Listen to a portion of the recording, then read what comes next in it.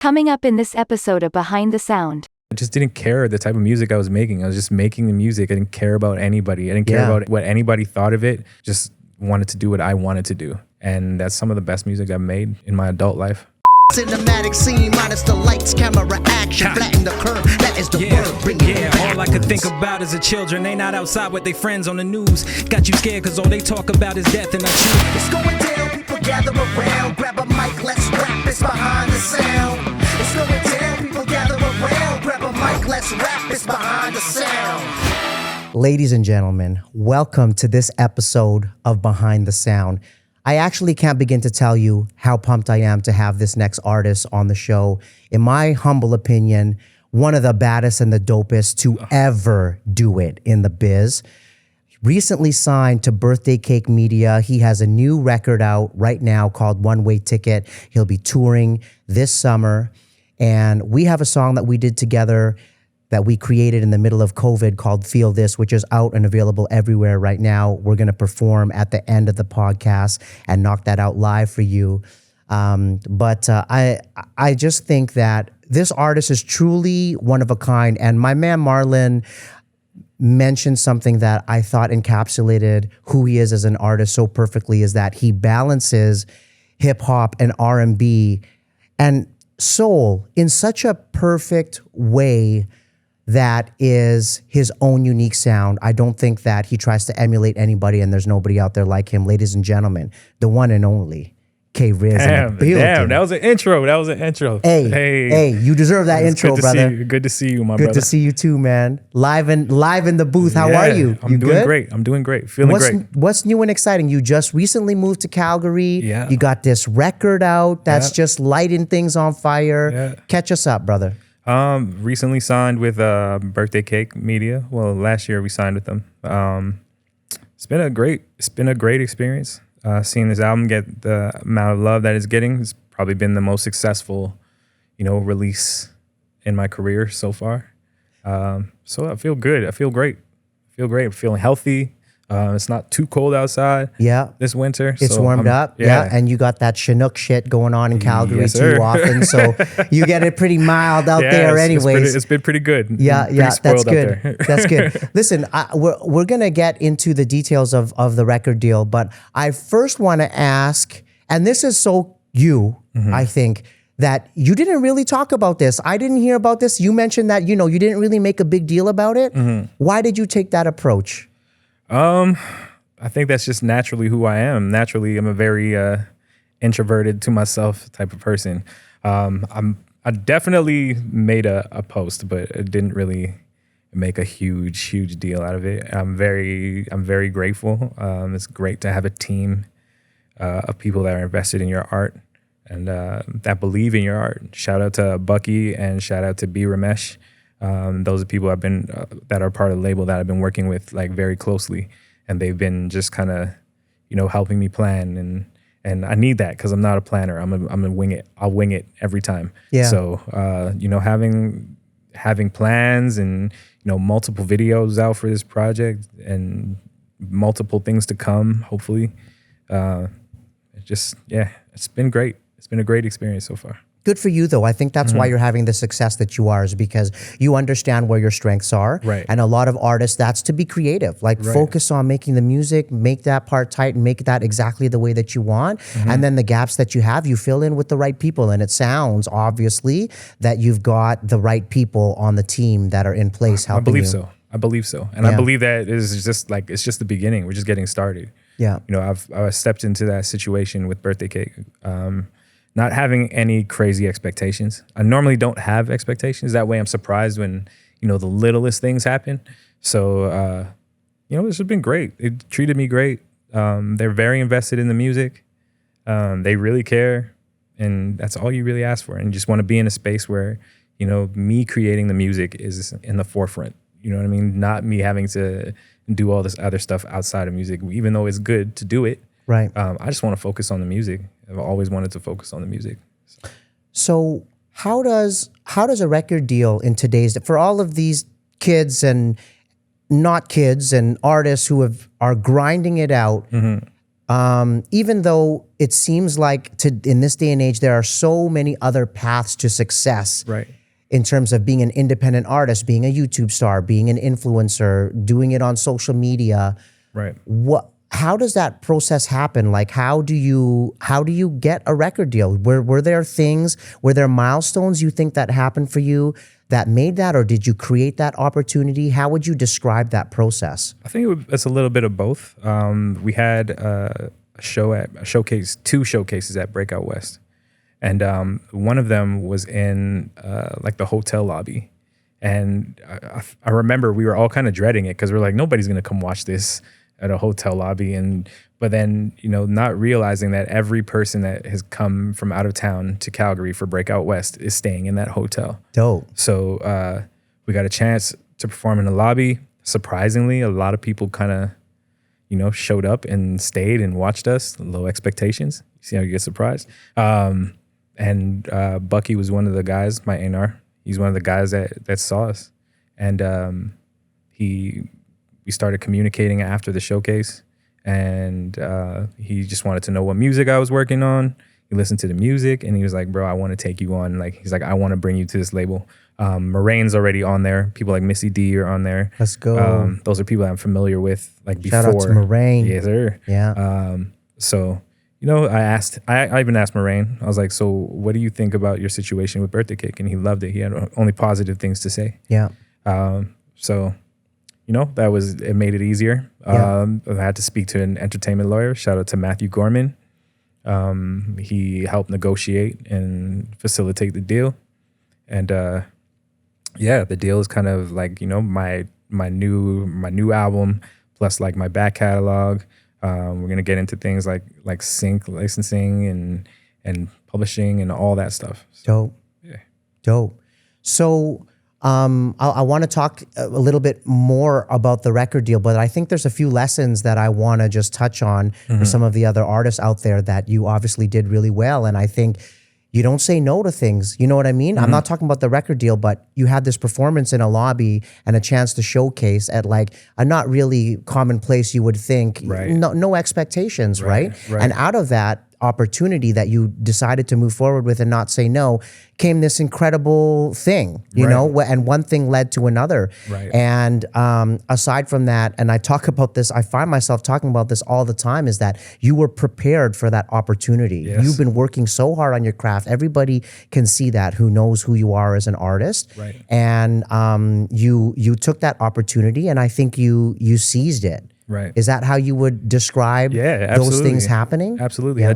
I say that I don't believe in luck. I just believe it's preparation and opportunity colliding. You know what I mean? I've been working hard. I've been working hard writing music since I was little, since I was young. And, it's just the opportunity came and it felt right. It felt right, and just trusted my gut. Yeah. And just went with it. Yeah. Okay. So walk me through this now. Okay. Because from a kid, I don't know how long you've been doing music. Obviously, a long time. How long have you been doing music? Since when? I've been like, that minute I picked up a pen was when I was like 7 years old. Really? Writing music. I probably have like tapes somewhere of me just like rapping gibberish or singing gibberish or Michael Jackson songs or something like that. Dope. And just recording myself. Yeah. Professionally, I didn't really get into it until like maybe later in my life, maybe like 10, 12 years ago. Yeah. Right. So I've been mentored by people like Arlo, my uncle E-Dot, forever, since I was young, so. Oh, that's right. E-Dot is your uncle. Yeah, that's my uncle. It's my mom's brother. That's why. And you kind of look a little bit, you got some similarities too, man. But E-Dot, I remember listening because Justin was best friends in high school growing up and junior high with my brother. Right. They're the same age. So from, before Maximum Definitive, my brother was MCV and DARP, and they opened up for Fresh Prince. And I remember, back in the day when I was learning to produce, I didn't have YouTube that I could just search up like why am I not getting audio in Cubase, in my cracked version of Cubase, you know what I mean? And Justin would take over my computer from Toronto and walk me through stuff and show me things. And some of the stuff that he was playing for me at the time was Earl. Yeah. And just like, I couldn't, my head would explode when I would hear your uncle's stuff, you know what I mean, with Justin's beats. Yeah, shout out to Dart Malone. Shout out to Dart Malone and Yeah. Edot. That's crazy. I didn't realize that connection. Yeah, that's my uncle. Let's go. Well, duh. No wonder then. Like, no wonder. Yeah, No he slid wonder. Illmatic across the table when I was a kid, and he's like, "You want to learn to rap? Listen to this album." Let's go. And played it. It blew my mind. Yeah. You know, I would ride. He moved to Toronto for a little bit when I was young. Yeah. And he'd pick us up from school, and you know, one day you would hear a version of his song, and then you would hear it on a different beat with the same lyrics. So it kind of like learned the process. Yeah. Through that, I would go to Scarborough with my uncle, chill at Dart Malone's crib. Yeah. And while they're recording in the kitchen / living room, you know, so I got to see that. I got to see that firsthand. I on. learned from that you don't have to have a studio to be making music. 100%. Right? That's what I always thought until that point in time. Oh man, you were learning from the greats. Yeah. I remember Justin would come over to our house and play, you know, new edition songs on the fucking organ, and I would be like, oh, I gotta learn that. Yeah. What is this album that what are you bringing here? And so my brother and Justin were always like, I was a cool kid because I was a little brother. I got all the dopest music and had these like giants to look up to, and you're same as you, kind of. Yeah. Just watching the greats like make music in the kitchen, you know what I Right. mean? Absolutely. What an unreal experience for you. I've got tapes too of me back in the day reciting like Black Sheep, and I want to digitize that at some point. Yeah. I don't even know how I would listen to it at this point, but I have them in that drawer. I know exactly where they are Okay. because it's on the list of things to do. You know what I mean? Right. And at that time, coming up as a kid, the record deal is the dream. Right, absolutely, You want to absolutely. perform on stages, you want to get signed, and later on with Dark Sun Tribe, that was our goal as we're putting out records and music, and I'm sending beats off to like random people and trying to email people, is like the dream is to be signed, you Right, know? right. And get a big advance so you can buy a car and you can make music and do it full time.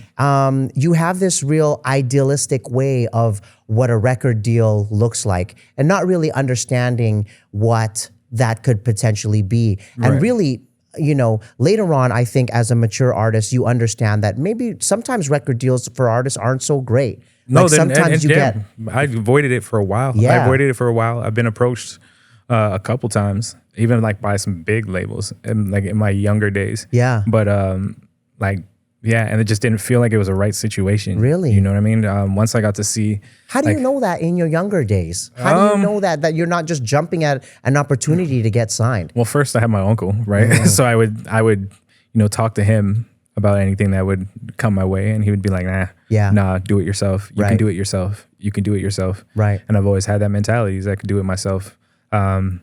Just this situation, how they approached it, even just going over the paperwork and things like that, it just felt right. It felt right for, you know, even just to try it and see how it feels and how it looks. Totally. To have that support Yeah. versus doing it on your own. Yeah, and then having a friend who's already in it firsthand to Absolutely. be like, yeah, they're good peeps. Yeah. It's good. Yeah. Yeah. And I've seen, like, I'm not, obviously credit goes to Moraine because he's the one that does the work, but I've seen how they've, you know, helped elevate him a little bit, you know? So, Yeah. yeah, I feel like they've done great work. I feel like they're doing great work. Yeah. They got a couple Junos Yeah. over there. So, Cool. you know, I trust that they know what they're doing. I Yeah. trust that they know their direction. So, Yeah. you know. Yeah, so let's talk about some of the specifics, if you will, in terms of like what felt good about it. What was the difference that, and what are some of the things that you and your team had to negotiate? Like, are there still advances? Does that still Yes, happen? they're still in advance. Is They're it still in okay? advance. So you get a good advance, and what's part of the deal? Like, is it a 2-record thing, or like what are some basics of what like that a looks per, like? I would say it's a per record Okay. basis. Okay. Right. So, you know, a hand in work, they'll give me an advance, or I say I have an album that I want to work on, they'll give me an advance. And I'll get a chance to, you know, take that and, you know, work it towards the music, the production, pay for the musicians, pay for the beats and things like that. So they really just care, man. They really care. They actually did their research.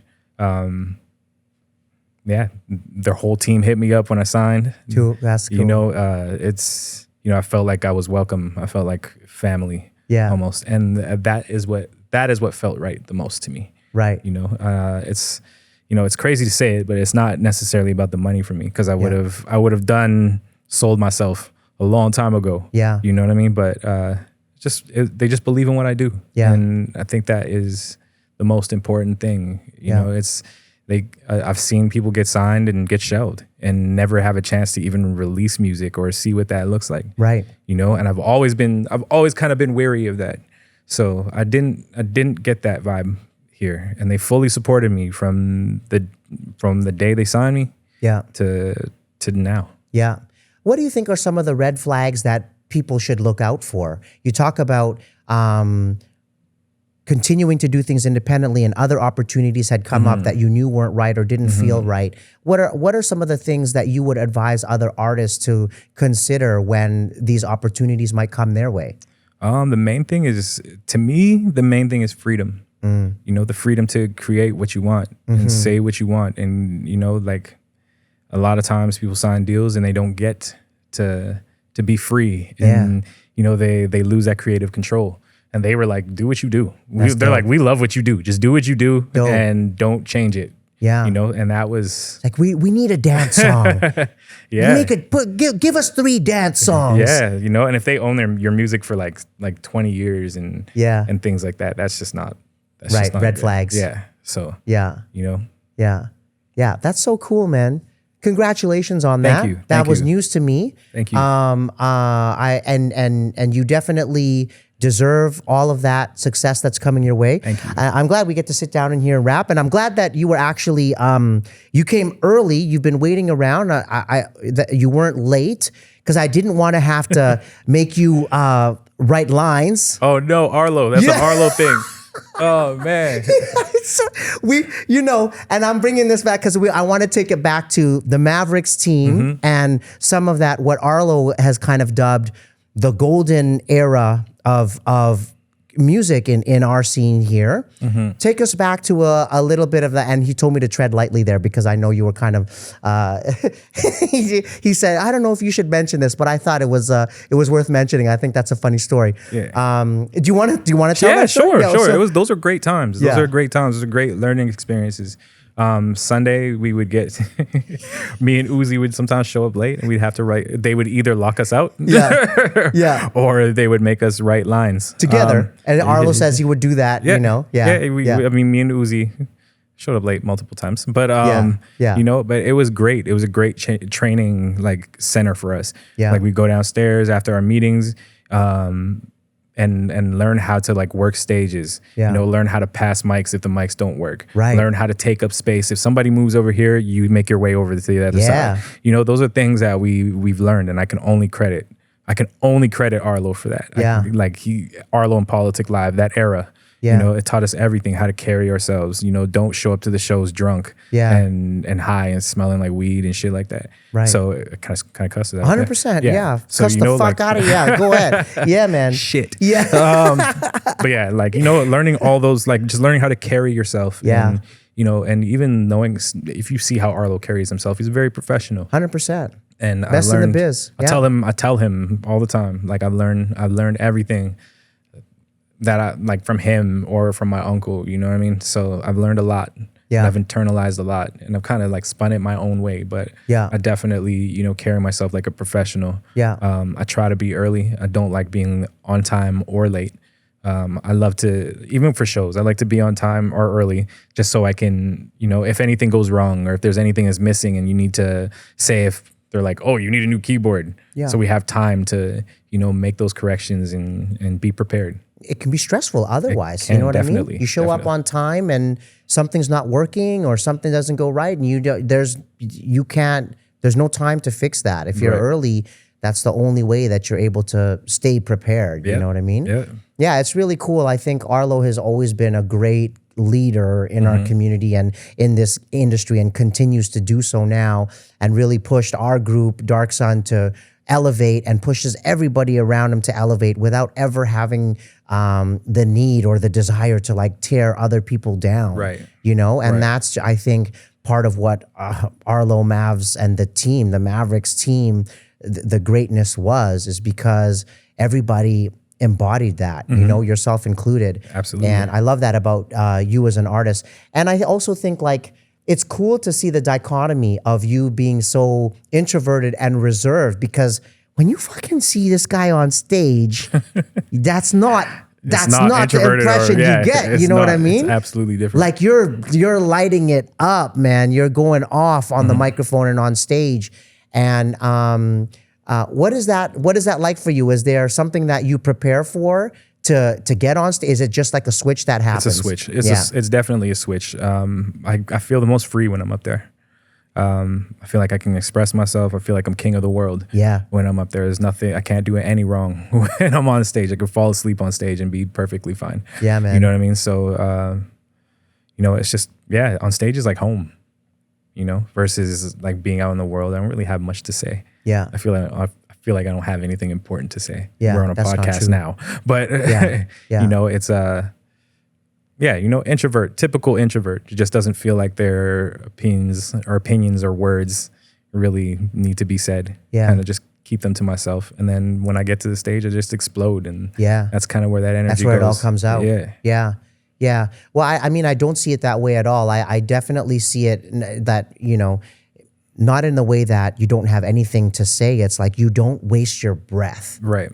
And Right. that's a key difference. You know what I mean? Whereas a lot of people just feel the need to like, God, I listen to them all day. It's like I see them all over where it's like, fuck, did you really need to say that? You really need to be fucking talking right now? Right. But you don't need to do that. You don't need to waste your breath. And when you do have something to say, it's important. Yeah. And I think people listen, and I think that's really dope, because the same way that you've looked up to Arlo and EDOT and have been taught lessons, you're the one that's passing that torch now to like a lot of these young Absolutely. artists that are coming up. What do you Absolutely. think is the biggest change since that time of the golden era of making music to like now, and the way that music is getting put out and the way that people are getting signed? What is the biggest difference? As a whole or for myself? As a whole? As a whole, I always say that everything is insta. It's instant everything. Yeah. You know what I mean? Instant memory sharing. yeah. It's like this just happened and we're gonna review the moment together. Yeah. It's I just feel like a lot of music is aimed to hit. You know what I mean? There are no deep cuts and things like that. Less albums these days. Yeah. More singles. Where it's like I love the deep cuts. I love the songs that are not singles. Yeah. So I feel like in the world now, you're not gonna get those deep cuts because a lot of people don't really put out albums. They just put out things that are made to bang and made to get you streams and made to get you paid and played. You know what I mean? So that is to me the biggest change. Anybody can be a rapper. Anybody can be an artist. Right. I saw an old woman. She showed up at a kids event and she started rapping and she's all right.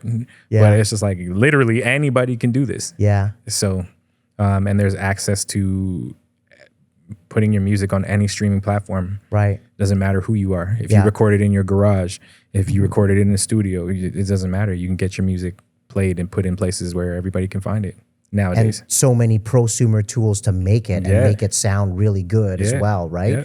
Whereas back in those days, it's like there were a few studios. Yep. There were a few studios that you knew that you could go to and pay somebody to have that skill set and have that equipment and do that. Yeah. Where it's now, it's like if you can't track your own scratch vocal for something at the very least, Yep. that's a problem, right?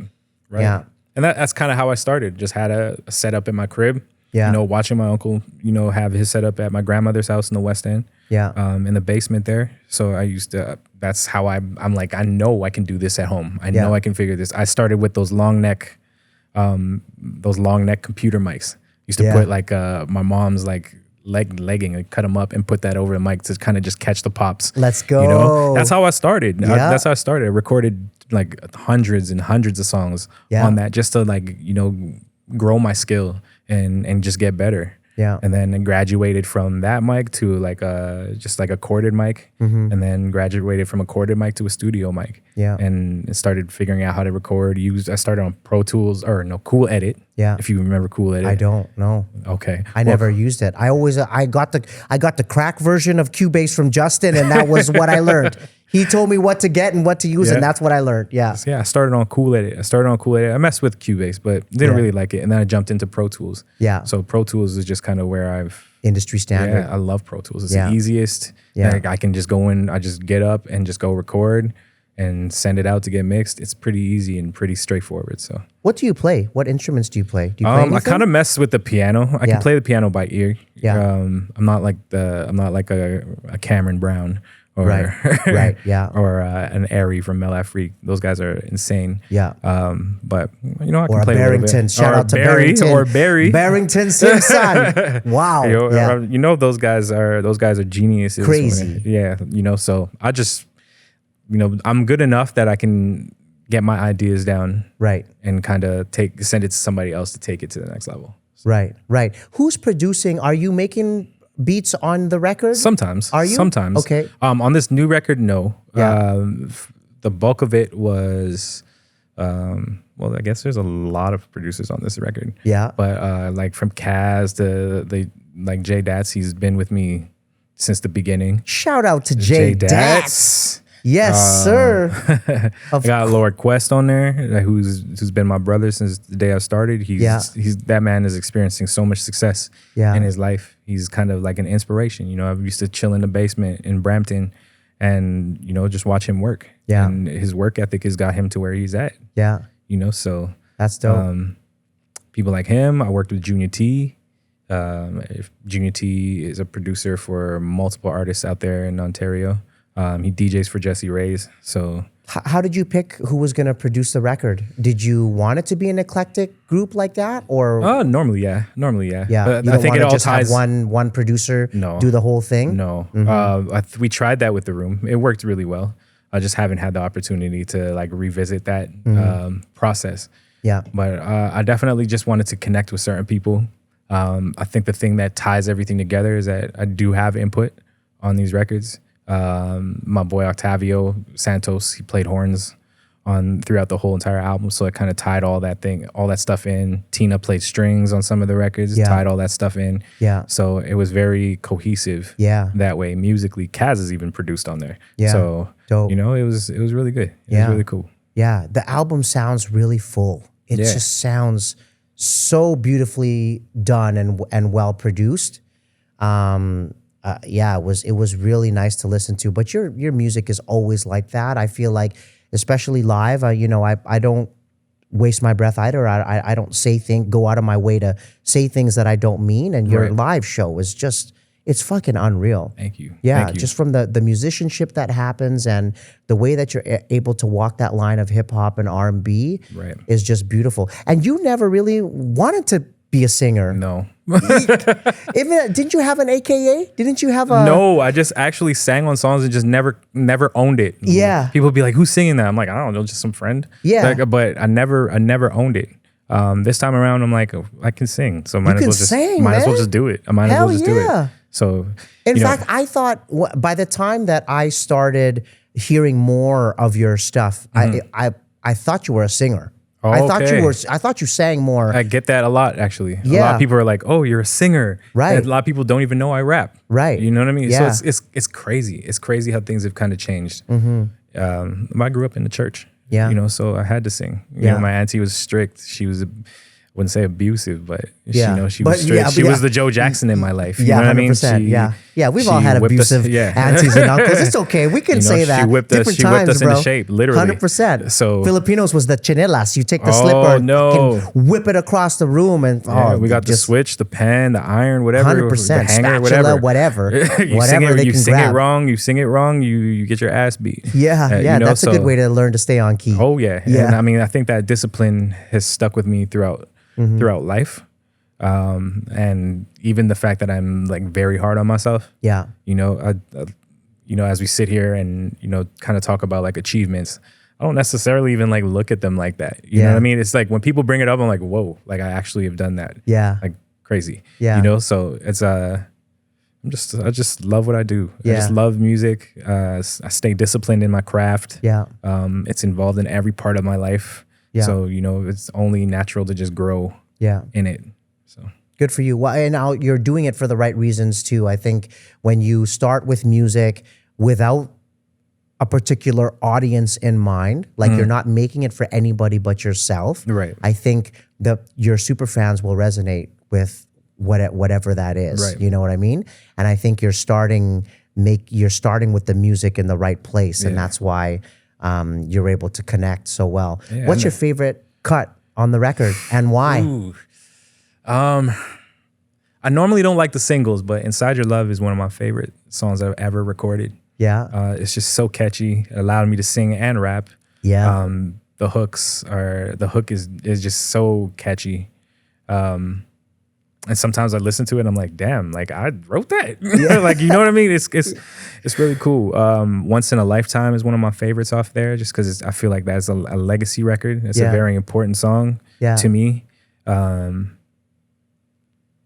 There's a song called Whatever You Want to Do. It's very poppy, it's very up tempo. Yeah. So you're not going to pick one. I can't just pick one. I can't. That's like picking your favorite child. I can't do that. I can't do that. Yeah, that's fair. I can't do that. Yeah, that's fair. I appreciate that. But the song I listen to the most on that record is Inside Your Love. Yeah. It goes between Inside Your Love, Once in a Lifetime, and Whatever You Want to Do. Yeah. And that'll probably change. Yeah. That'll probably ebb and flow over time, I'm guessing, right? Yeah, Yeah. absolutely. It changes all the time. Do you like listening to your old stuff? Because I hate it. I love it. You I do? love it. I love it. That's Especially because you make better music than I do. Stop it, man. I hate listening to old stuff. Yeah.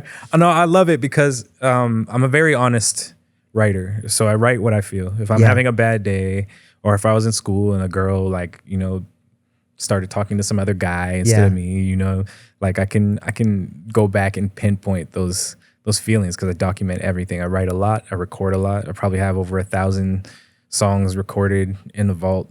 Like I could release an album every day for a couple months if I wanted to. Yeah. Would you though? Or is there a reason that those are in the vault? I don't think everything is for everybody to hear. Right. I think some of that stuff is just for me to grow up. I can see like where I've grown. I can see my mind at 16, 15 years old. Yeah. And I can hear I can compare it to who I am now. Yeah.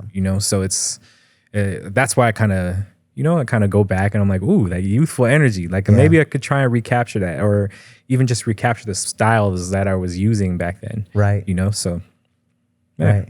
Yeah. I love listening to my old stuff. Yeah. Good for you. So what's next, man? What's next? Yeah. Hopefully, you're gonna tour. You got working on that. Trying to line up some touring. Working slowly on another record. Yeah. Which I think might be my last major release, putting out into the world. I think there's just other things that I want to do. Really? I think that early retirement already, bro? I wouldn't say retirement, but I will always make music. But I think at some point in time, other aspects of life have to become important. Yeah. It's even for growth, I'm a single man. I want kids one day. I want to be able to have a relationship where music doesn't get in the way of that relationship. I want to travel a lot more, and I think music being so close to me, I don't know how it is with everybody else, but music being my everything. It's everything. I can't function without music. I can't work a construction job without earphones in my ear, and you're not supposed to do that. You know what I mean? I can't function without it. Yeah. So, kind of loosening my grip on that. And maybe it might even bring me closer to, it may even that distance, that disconnect to reconnect, it will bring me back to creating. You know what I mean? I just want to do different things, Dope. So Dope. Even mentor, give it back. I want to help little kids take it further than I've been able to go. Yeah. So. Yeah. Well, I believe you're going to do whatever you want and you're going to find success at it. Mm-hmm. And just in closing here, you should tell the story about how you probably might not have even been here. You had a pretty close call with life. Yeah. And 2020. A deer. Yep. Just after, we're going to rock this song in the Get Shit Done booth called Feel This. Right. And a week after that song dropped. Yeah. You were in a hospital bed with a broken back. Yep. What the fuck happened there? Yeah, I was doing I was working. I'm not going to say who I was working for, but I was working out in Spruce Grove, and I was on a dirt road in the middle of the summer. It was hot. It was a beautiful day. Yeah. And daytime? Was it daytime? Okay, I was picturing it nighttime. No, yeah. Daytime, broad daylight. Yeah.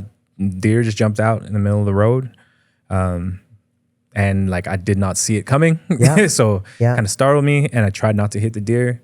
Insurance says hit the deer, but I tried not to hit the deer, Right. lost control of the car, Yeah. and went into a ditch, head on into a tree. My car wasn't even on the ground. My car was in the air on this tree. Broke my back in the process, my lumbar region. Yeah. Had to get surgery 3 days later. The song came out. The song came out while I was in the hospital bed. Yeah. The yeah. video came out and everything. And you still promoted I that Still shit? promoted it. Still Yeah. promoted it. Still True the fingers hustler. aren't broken. Yeah, So man. still showing love and appreciate that.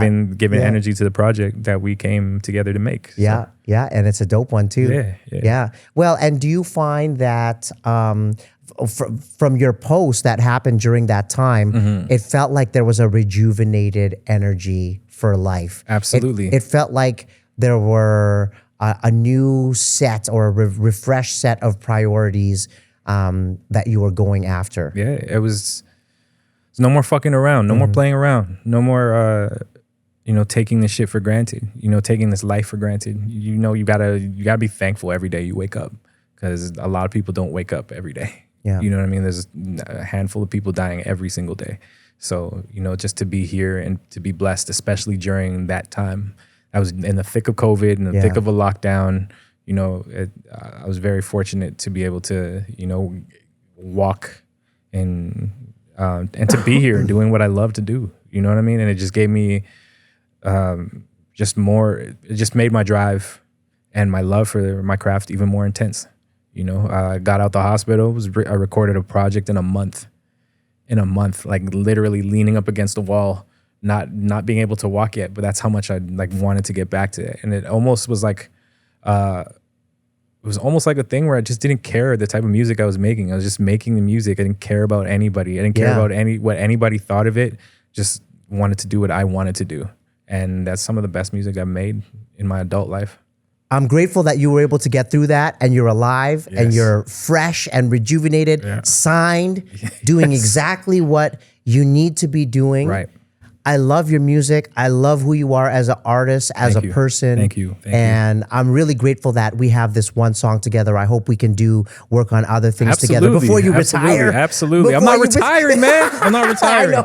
I know. And for y'all out there, I am Edmonton till the death of me. Let's go. Even if I live in Calgary, I am an Edmonton representative. Questionable. I'm an Albertan representative. You know what I mean? I may be from Toronto and stuff like that, but all my roots are Edmontonians here. don't count that shit. Don't Yeah, count you know? Albertan. But you are Edmontonian. But I can confirm that he does still call Edmonton home. Edmonton so is home. we still can claim K-Riz. Yes, Edmonton is home. Don't let them tell you any different. When they print things saying Calgary artist, it's just because I live there. It's not because I claim it. You know what I mean? I love Edmonton. I'm happy to be home. It's good to see you. Good to see you too, man.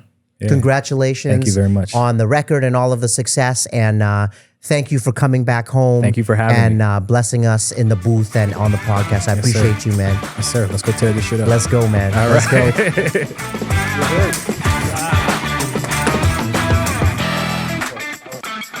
Life ain't always easy. That's the one and only K-Riz. Yes, sir. Life ain't always easy. I go by the name of Jing. Life ain't always This song is called Feel This. We dropped it in the middle of COVID and we'd like to perform it live for you right now. Yeah. Check it. Self-isolating and I'm so sick. Up on the track, we zooming, we got the whole clique. And J-Dats, and usually we be in your face. But stay back, cause this is a new normal day. So taste that, I ain't used to driving around. Nobody downtown, in the middle of the street as I'm pulling the camera out. Got they masks on and they pass on like the sirens. Yellow skin flippy so they treat me like a virus. Quarantine is really a foreign theme, a boring scene. Fortunately I record here, I need more peeps and no more me. I'm exhausted like Drake, don't need no more me. The beat squashed and IG is the new TV. We going live, you growing your hair a white goatee. Well, so am I. Cinematic scene minus the lights, camera action, flatten the curve. That is the word. Bring it back. All I could think about is the children. They not outside with their friends on the news. Got you scared cause all they talk about is death, and I choose to be prepared, but I don't let it rule my mind. Little 7-year-olds with fear in their eyes. I can minimize myself, I empathize with them, cause they don't understand the depths of which is happening around them. Parents out of work, economies crash, we drowning. Everybody wearing masks in this ghost town. It's like an eerie kind of mood is like something out of a movie. Physical quarantine is just my mind and it's loose leaf. Bruce Lee flicks and loose blips. I roll up, pen touching the runway. I start exploring while everybody on this lockdown. I can feel it. It's like damn. I couldn't blame you for questioning God's plan. I'm hoping you keeping the faith in the midst that this will pass. So let go and wash your hands. Feel this. Feel this. Feel this. Feel this. Yes. Yeah. Yeah. K-Riz. Mr. J. Feel this. Thank you for blessing the booth, brother. Thank you for having me. I appreciate you. Feel this. YEG. Yeah. My goodness. You got it. My goodness.